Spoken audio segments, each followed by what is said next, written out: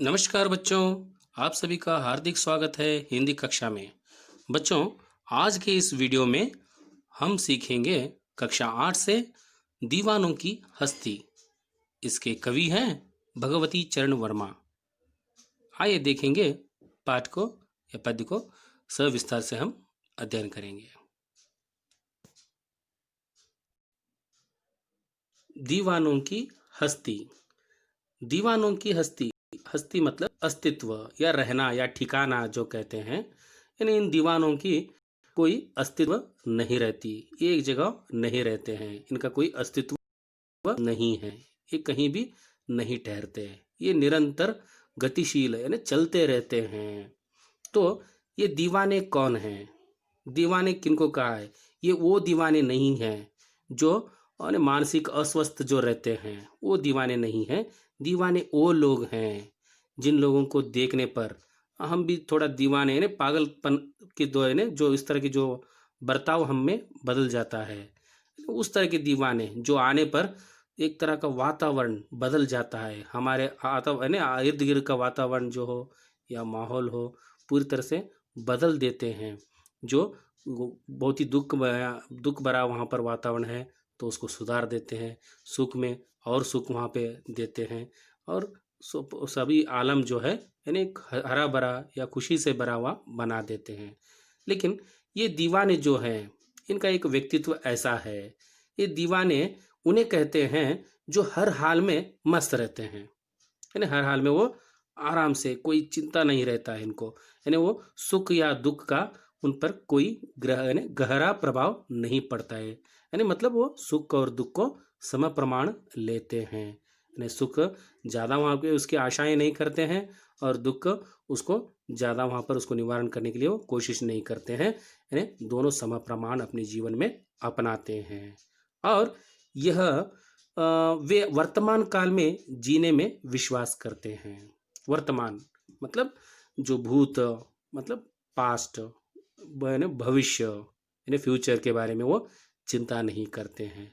जो प्रेजेंट वस्तु स्थिति जो है, वर्तमान के बारे में वो सोचते हैं। जो कुछ भी काम है वो भूत भविष्य पर निर्भर रहता है, इसलिए वो वास्तविक वर्तमान के बारे में वो ज़्यादा सोचते हैं, ना कि भविष्य और भूत के बारे में सोचते नहीं है। कुछ लोग उनके सोच में ही यानी भविष्य की चिंता में भूत यानी जो चला गया है, बीता हुआ पल के बारे में ज़्यादा सोचते बैठ जाते हैं, तो प्रेजेंट जो वर्तमान स्थिति जो है, जो उसको भूल जाते हैं। इसलिए हमारा भविष्य जो बनाना है, जो हमारे वर्तमान स्थिति पर या वर्तमान काल पर ही अवलंबित रहता है। इसलिए हमें वर्तमान पर सही तरह से काम करना चाहिए।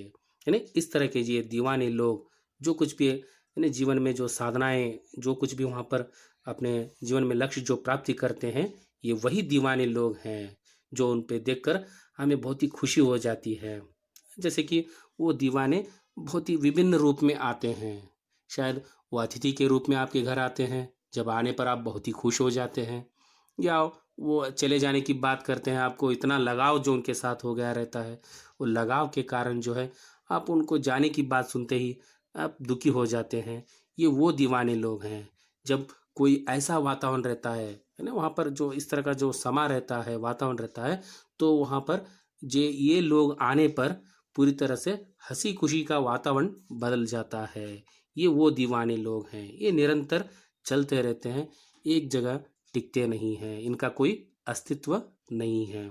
कवि भगवती चरण वर्मा भी इन दीवानों में से एक अपने आप को मानते हैं।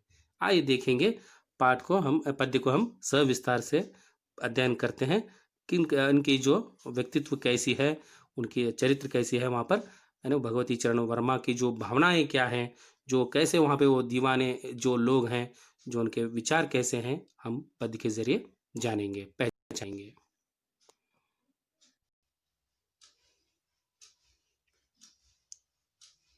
हम दीवानों की क्या हस्ती है, या आज यहाँ कल वहाँ चले, मस्ती का आलम साथ चला, हम धूल उड़ाते साथ चले। इस जो पद्य का यहाँ पर भावार्थ इस प्रकार है। दीवाने उन्हें कहते हैं जो हर हाल में मस्त रहते हैं, सुख या दुख का उन पर कोई गहरा प्रभाव नहीं पड़ता और वे वर्तमान काल में जीने में विश्वास करते हैं। मैंने अभी अभी जो कहा था, जो वो भूत भविष्य के बारे में जो चिंता नहीं करते हैं, जो वास्तविक, जो प्रेजेंट जो कहते हैं, वर्तमान स्थिति के बारे में वो सोचते रहते हैं, ये दीवाने लोग। इनकी कोई हस्ती नहीं होती है, दीवानों की कोई हस्ती नहीं होती है, मतलब उन्हें इसका कोई घमंड नहीं होता कि वे कितने बड़े आदमी हैं, और ना ही इसका मलाल होता है कि उन्हें किसी चीज की कमी है। यानी इस तरह की जो कमी के उनके बारे में जो चिंता उनमें कोई खाती नहीं है, और उनके साथ हमेशा मस्ती का आलम होता है, और वे जहां भी जाते हैं गम को धूल में उड़ा देते हैं। यानी वो जहां, ये एक तरह के ये मस्त मौला किस्म के व्यक्ति हैं ये दीवाने लोग। इस तरह के दीवाने लोगों को आपने अपने अपने जीवन में देखा होगा। ये जहां भी जाते हैं खुशी का वातावरण बढ़ा देते हैं, और जब भी ये आने पर सब लोग खुश हो जाते हैं। और ये यहाँ पे ऐसा उनका जो बर्ताव रहता है, ऐसा उनका चरित्र जो रहता है कि उनके दुख में, उनके जीवन में आने वाले है ना सुख दुख वो एक समान लेते रहते हैं। अगर वो दुख को आने पर उस दुख को धूल के समान उड़ा देते हैं। जैसे शरीर पर लगा हुआ धूल हम कैसे वहाँ पर झटका देते हैं, धूल उड़ा देते हैं, ठीक उसी प्रकार यानी वो जो गम, जो दुख जो है, यानी किसके समान मानते हैं? धूल के समान मानते हैं। उस धूल को वो उड़ाते हुए, जीवन में आने वाले कष्टों को धूल के समान उड़ाते हुए वो आगे बढ़ते रहते हैं। आए बनकर उल्लास अभी, आंसू बनकर बह चले अभी, सब कहते ही रह गए, अरे तुम कैसे आए, कहाँ चले। देखिए, जब भी वो आए उल्लास बनकर, जैसे वो आए वहां पर वे किसी जगह पर आ जाते हैं तो एक उल्लास की तरह है ना सब में जोश का संचार कर देते हैं। जब वो आने पर पूरी तरह से एक तरह का वातावरण, चुप्पी वहां पे रहने वाला जो समा रहता है, उस समा को वो खुशहाली में बदल देते हैं, और सब लोगों में एक तरह का जोश है ना, एक्साइटमेंट जो वहां पर अरे इस विषय के बारे में, जो अपने जीवन के बारे में यानी उल्लास वहां पर बढ़ा देते हैं। जब वे कहीं से जाते हैं तो आंसू की तरह जाते हैं। जब वो वहां से विदा लेने की जो बात कहते हैं, आपके भी साथ इस तरह के जो व्यक्तियों का जो व्यवहार हुआ होगा, आपके साथ भी इस तरह की घटना घटी होगी। कोई मेहमान आए रहते हैं या कोई ऐसा व्यक्ति आते हैं जो कुछ पल आपके साथ जो है हंसी खुशी से वो जो रहते हैं, जो वक्त बिताते हैं, और जो उनकी बातें आप सुनते रहते हैं। जब उनके जो वहाँ पे जाने की जो बात आती है, उस समय आपको बहुत ही दुख होता है। ठीक उसी प्रकार ये दीवाने लोग दूसरों के कष्टों को निवारण करते हुए और आगे बढ़ते जाते रहते हैं, लेकिन लोग ये हमेशा उनके पास रहने की बात सोचते रहते हैं। जैसे वो जाने की बात सोचते हैं तो उनकी आंखों में आंसू आने लगती है, और मैंने बिछड़ने का एक तरह का अनुभव, जो दुख व्यक्त करते हैं। पीछे लोग अफसोस करते रह जाते हैं उनके चले जाने का। वो अभी थोड़े दिन तक रहने तो अच्छा रहता है ना। जब भी वो कैसे आने पर वहाँ पे जैसे वो खुशी का वातावरण था, वो जाने के बाद गम में बदल जाता है। लेकिन लोग उनको विचार करते हुए, उनको सोचते हुए, उनकी बातों को याद करते हुए है ना रहते हैं। इसलिए वो दुखी रहते हैं।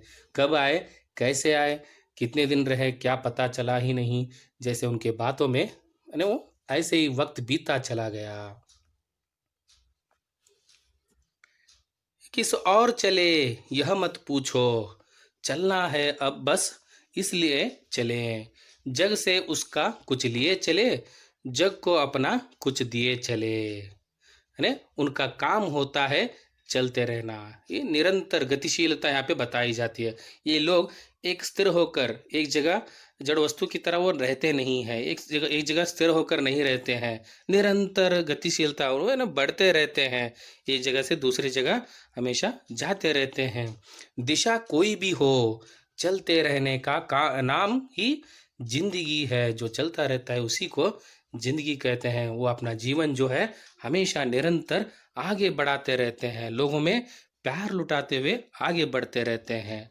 जो असली यानी असली दीवाने होते हैं, वो हमेशा संसार से कुछ लेते रहते हैं और बदले में उसे कुछ ना कुछ देते रहते हैं। यहाँ पर देखिए, उसका कुछ लिए चले, जग को अपना कुछ दिए चले। इस संसार को, संसार मतलब ये दुनिया जो है, ये सारी दुनिया को ये जो है वो कुछ लेते रहते हैं, यानी उनमें जो रहने वाला जो दुख, संसार में जो लोगों में छिपा हुआ दुख को अपना दुख मानकर उनको दुख को मिटा देते हैं और अपनी ओर से कुछ दिए यानी देते हैं, यानी वहाँ पर खुशी बांटकर चले जाते हैं। उनकी जिंदगी में कभी भी कोई अर्ध विराम नहीं रह जाता है ना, रुकावट जो नहीं रहता है ना, रुकते नहीं है वो, है ना, वहाँ पर पूर्ण है ना, वहाँ पर चलते रहते हैं। पूर्ण विराम तो बहुत दूर की बात है, अर्ध विराम थोड़ा रुकना वहाँ पर होता है, लेकिन पूर्ण विराम की बात ही नहीं है, वो रुकते ही नहीं है। थोड़ी देर तक भी वो नहीं रुकते। अर्ध विराम का अर्थ होता है थोड़ा भी वो रुकते नहीं है, वो निरंतर चलते रहते हैं। दो बात कही दो बात सुनी, कुछ हंसे और फिर कुछ रोए, छक कर सुख दुख के घूंटों को हम एक भाव से पिए चले।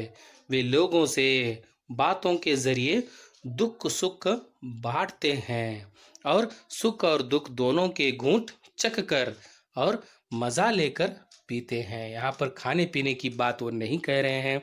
दो बात कही, नहीं, ये लोग जो है उनका बर्ताव कैसा रहता है, लोगों में घुल मिल जाते हैं। इस तरह से घुल मिल जाते हैं कि आपको बरसों से वो व्यक्ति पहचान है ना। इस तरह की जो उनकी बातें चले जाते हैं, आपके साथ जो चलती रहती है, बातों बातों में आप उनके यानी जो आपने कष्ट भी वो सुनाता है, आप उनके कष्ट भी वहाँ पर वो सुन लेता है ना, आपके कष्टों को भी सुन लेता है। इस तरह के दोनों तरह के सुख दुख को वो दोनों चखता है और वो यानी क्या है, उस दुख सुख दुख को एक घूंट मानकर, एक बूंद मानकर जो है उसको यानी पी लेता है, एक भाव से उसको लेता है। कभी वो पूरी तरह से अपने दिल में नहीं लेता है। देखा आपने, वो देखा होगा जीवन में कैसे ऐसी घटनाएं आती हैं, कोई बहुत ही बड़े दुख की वातावरण जो वहाँ पर बहर जाती है, तो कुछ लोग जो है यानी पूरी तरह से दिमाग में यानी सदमे की तरह उसको लेकर यानी बदल जाते हैं। लोग उसको सदमा लग जाता है, कोई लोग, कुछ लोग तो उसी सदमे में ही बीमार पड़ जाते हैं। तो इस तरह के ये लोग नहीं हैं। जो कुछ भी घटनाएं हैं ना, जो कुछ भी उनके साथ सुख दुख के घटनाएं होते हैं, वो एक समान प्रमाण, जो एक प्रमाण में एक समान में लेते हैं और वो उसको मजा लेकर वो अपना जीवन बिताते हैं। हम भिखमंगों की दुनिया में स्वच्छंद लुटाकर प्यार चले, हम एक निशानी सी उर पर ले असफलता का भार चले। कवि कहता है कि यह दुनिया वैसे लोगों से भरी पड़ी है, कैसे लोगों से, जिनके दिल और दिमाग तंग होते हैं, यानी बड़ा दिल जो नहीं है, जो खुलकर व्यवहार नहीं करते हैं, ज़्यादा सोचते नहीं हैं, लोगों के दूसरों के बारे में जो सोचते नहीं हैं। तंग रहना मतलब बहुत ही है ना, उनका विचार जो है ब्रॉड जो नहीं है ना, बड़ा नहीं रहता है, वो संक्षिप्त रहता है विचार, है ना। दिल भी छोटा रहता है ना, दूसरों के भावनाओं को समझने वाले नहीं रहते हैं। प्यार बांटने के मामले में अधिकतर लोग भिखारी की तरह होते हैं। एक यानी यहाँ पे इस पूरे संसार को, इस दुनिया को यानी कवि ने भिखमंगा कहा है। भिखारी जो कहते हैं कि वो लोगों से लेने की बात तो करते हैं, लेकिन वापस देने की बात नहीं, यानी इतने संक्षिप्त दिमागी वाले वहाँ पर लोग रहते हैं, खुले दिल वाले नहीं रहते हैं। लेकिन यहाँ पे जो कवि जो है या इन्हें दीवाने जो लोग हैं, वो बहुत ही दिलवाले रहते हैं। प्यार बांटने के मामले में अधिकतर लोग भिखारी की तरह होते हैं, लेकिन दीवाने अपना प्यार खुले हाथ से लुटाते फिरते हैं। इसके बावजूद कवि को लगता है कि दीवाने अन्य लोगों में उदारता की इस भावना को भरने में असफलता हो जाते हैं। कवि को एक तरह का उदास है, ने अपने उर पर, यहाँ पर उर मतलब हृदय पर जो एक निशानी लेकर जा रहा है, वहाँ से जब वो जगह से जाता है, संसार से एक जगह जाकर और फिर वहाँ से खुशियाँ बांटकर जो उस जगह से दूसरी ओर जो निरंतर चलता रहता है, जब वहाँ से एक तरह की अपने दिल पर एक चोट, एक निशानी वहाँ पे लेकर जाता है। कौन सी वो निशानी? असफलता का भार चले, यानी असफलता का भार, असफलता का भार वो होता है, जो कौन सा वो असफलता है, यानी जो वो लोगों को प्यार लुटाया है। ऐसे जो संक्षिप्त दिमाग वाले, जिनके दिमाग, दिलो दिमाग जो तंग होते हैं, जो दिलवाले नहीं रहते, उनको लोगों को वो अपने प्यार से वो बदल नहीं पाया, सभी लोगों को बदल नहीं पाया। तो वो उसको जो असफलता का जो भार जो है अपने दिल पर लेकर जाता है। वो सभी लोगों को खुश करने की वो कोशिश करता रहता है, लेकिन कुछ लोगों को वो पूरी तरह से बदल नहीं पाता। बहुत सारे लोग तो बदलते हैं, लेकिन थोड़े लोग उनकी बातों से वो बदल नहीं सकते। तो उनके जो इस तरह के लोगों को वो अपने दिल पर जो उनको सुधार नहीं पाया, तो वह एक तरह की निशानी वो मानता है, जो मार्क बना लेता है, जैसे कि वो एक असफलता का भार है। इसलिए दीवाने उस असफलता को अपने दिल से लगा कर बैठते हैं। अरे मैं पूरी तरह से दुनिया को खुश नहीं कर पाया और उनको प्रभावित नहीं कर पाया मेरे बातों से। अब अपना और पराया क्या, आबाद रहे रुकने वाले। हम स्वयं बंधे थे और स्वयं हम अपने बंधन तोड़ चले। इन पंक्तियों में कवि कहता है कि जब कोई दीवाना किसी स्थान या पड़ाव से आगे निकल पड़ता है, एक स्थान से दूसरे स्थान पर चला जाता है, तो वह अपने सारे बंधन तोड़ देता है। वहाँ पे सभी नाते रिश्ते जो है, वहाँ से कोई रिश्ता वहाँ पे रखता नहीं है उन लोगों से। फिर उसके लिए अपने और पराया कोई मतलब ही नहीं रह जाता। ये हमारे लोग हैं, ये पराये हैं, जो हम में जो भेदभाव है, उस तरह के वो भेदभाव नहीं करते हैं। जब भी वो रहते हैं वहाँ सब कुछ ने सब लोगों के साथ मिलजुल कर रहते हैं, खुशियाँ बांटते हैं। लेकिन जब स्थान वहाँ से छोड़ने की जो बात आती है, तो सभी रिश्ते वो तोड़कर आगे बढ़ने की कोशिश करते हैं। लेकिन कुछ लोग ऐसे हैं, अपने ही वहाँ पर आगे बढ़ने की कोशिश नहीं करते रहते हैं। उन्हीं लोगों के साथ उस संसार में जो सुख है, वही लोग अपने स्थान पर जो स्थिर होकर जो रहते हैं, जो आगे बढ़ने की गतिशीलता को अपने जीवन में नहीं बढ़ाना चाहते, उन लोगों को ये कवि संदेश देता है, आगे बढ़ने की वो संदेश देता है कि सभी लोगों को प्यार देना चाहिए। ये जीवन जो है केवल पैसा कमाना ही नहीं है, केवल अपने वहाँ पर अपने बारे में सोचना ही नहीं है, दूसरों की खुशी में ही अपनी भलाई ये कवि कहता है। दीवाने यह भी मानते हैं कि जो लोग दुनियादारी के बंधन में बंधे हुए हैं, ये मेरा घर है, मेरा पैसा है, मेरा घर, मैं यहाँ पे रहना चाहिए, मेरा धन है, इस तरह की बातों में दूसरे लोगों की जो मदद नहीं करते हैं, इसी भव बंधन में जो बैठे हुए हैं, उनको वो दूसरों के जो खुशहाल कैसे उन पे वो रह सकते हैं, इसलिए उस स्थान को निरंतर छोड़कर आगे बढ़ते रहते हैं, ताकि फिर से उन लोगों को भी खुश करने के लिए हमें जीवन में इस पद्य के माध्यम से वो कहना चाहते हैं कवि कि हमें दूसरों की खुशी देखनी चाहिए, उसमें हमारा मन बहुत ही प्रफुल्लित रहता है।